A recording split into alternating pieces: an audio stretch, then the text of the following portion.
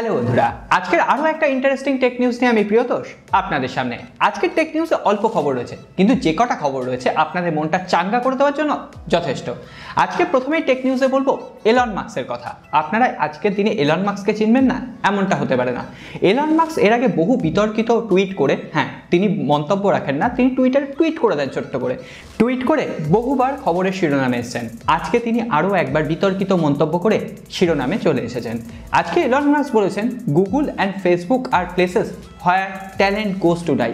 অর্থাৎ গুগল এবং ফেসবুক নাকি প্রতিভাদের আস্তে আস্তে নষ্ট করে দিচ্ছে। হ্যাঁ, ফেসবুকের কথা বলতে পারি না যদিও, তবে গুগলকে নিয়ে এই ধরনের কথা বলার একমাত্র সাহস কিন্তু এলন মাস্কেরই আছে। এ ব্যাপারে আপনার মন্তব্য কি অবশ্যই কমেন্ট বক্সে লিখে জানাবেন। আরও গুরুত্বপূর্ণ আর ইন্টারেস্টিং টেক নিউজ কিন্তু রয়েছে। বাংলাদেশের বন্ধুদের জন্য দুটো সুখবর রয়েছে, অবশ্যই টেক নিউজের মূল পর্বে গিয়ে সেটা বলবো। যদি ভিডিও ভালো লেগে থাকে অবশ্যই ছোট ভাই হিসেবে রিকোয়েস্ট থাকবে ভিডিওটা লাইক করে শুরু করার জন্য, আর নতুন বন্ধুদের সাবস্ক্রাইব করে বেল আইকনটা অবশ্যই প্রেস করে রাখবেন।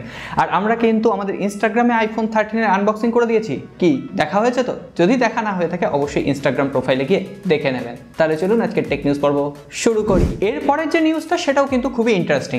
ডোনাল্ড ট্রাম্প কেমন আছে? হ্যাঁ, আমেরিকার প্রাক্তন প্রেসিডেন্ট ডোনাল্ড ট্রাম্প নাকি একটা নতুন সোশ্যাল মিডিয়া প্ল্যাটফর্ম লঞ্চ করতে চলেছেন। এখনো পর্যন্ত জানা যায়নি যে এই সোশ্যাল মিডিয়া প্ল্যাটফর্মের নাম কি হবে, তবে এটা বোঝা যাচ্ছে এই সোশ্যাল মিডিয়া প্ল্যাটফর্ম কিন্তু ফেসবুক, টুইটারের মতো অন্যান্য সোশ্যাল মিডিয়া প্ল্যাটফর্মকে কম্পিট করবে। সো দেখা যাক, হঠাৎ করে রাজনীতি ছেড়ে সোশ্যাল মিডিয়ার ওপর কেন ঝোঁক উঠলো আমি জানি না, দেখা যাক।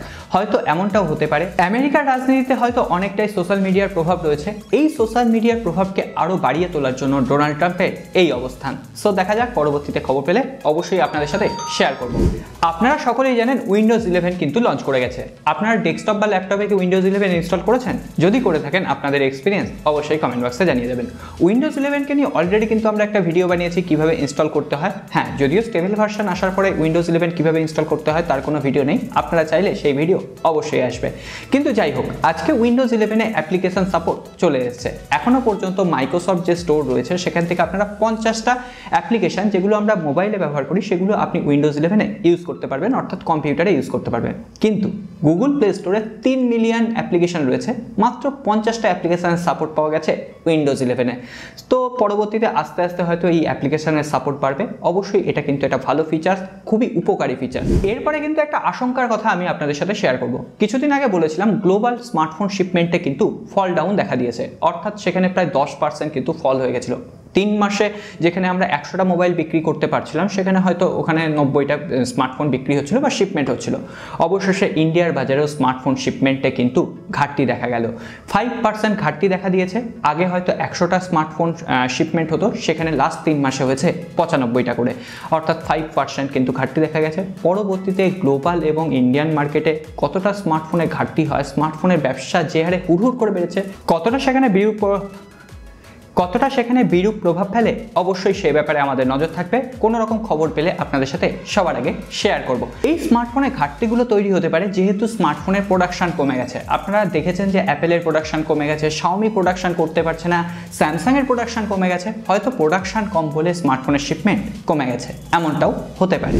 এরপর আমরা কথা বলবো ইন্টেলকে নিয়ে। ইন্টেল কিন্তু আজকে একটা দারুণ স্টেটমেন্ট দিয়েছে। আপনারা সকলেই জানেন অ্যাপেল কিন্তু ইন্টেলের সঙ্গে তাদের যে কোল্যাব ছিল সেটাকে ছেড়ে ফেলে তারা M1 চিপ লঞ্চ করেছে। অ্যাপেলের সমস্ত প্রোডাক্ট কিন্তু এখন M1 চিপ দিয়ে আসছে, M1 অথবা M1 Pro। এবার কিন্তু ইন্টেল অ্যাপেলকে একটা জোরালো টক্কর দিতে চলেছে। ইন্টেল অফিসিয়ালি বলেছে ইন্টেল এমন ভালোভাবে কাজ করবে, এত পাওয়ারফুল একটা চিপসেট লঞ্চ করবে যার ফলে অ্যাপেল নাকি ভবিষ্যতে আবার ইন্টেলের সাথে কোল্যাব করতে রাজি হবে।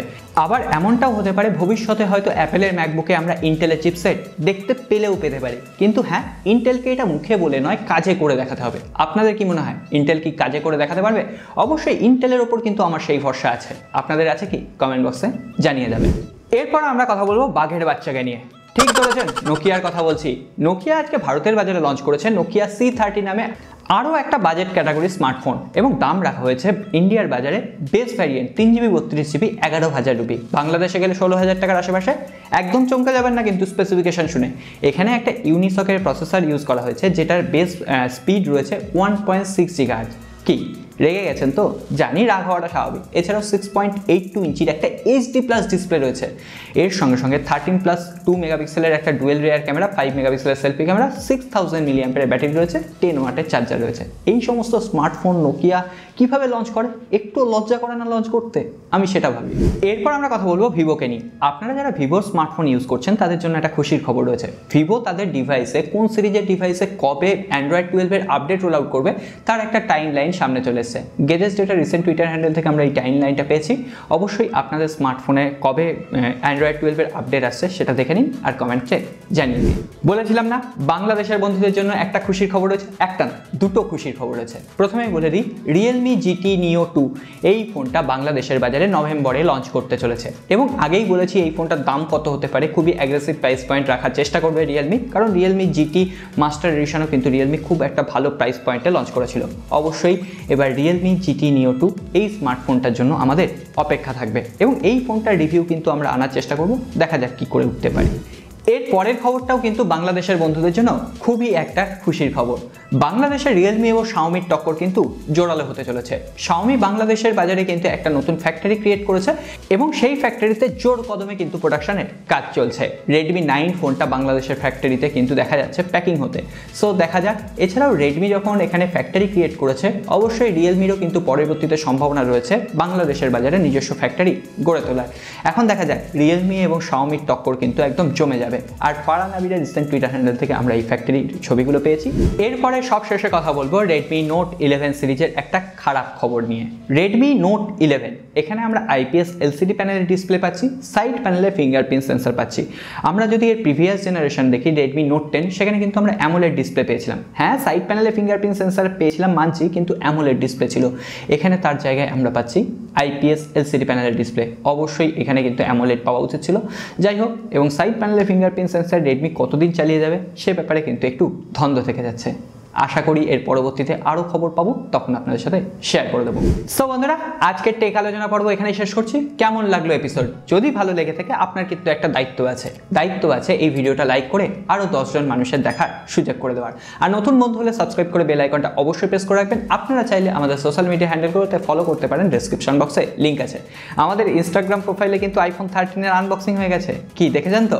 এরপরে আসবো এক বন্ধুর কমেন্ট পর্বে। গতকালের পর্বে কমেন্ট করেছেন এক বন্ধু, হৃদয় নাথ। দাদা, বাংলাদেশ থেকে বলছি, 20 থেকে 25 হাজার টাকার মধ্যে best camera and processor phone কোনটা ভালো হবে? আশা করি রিপ্লাই দেবেন।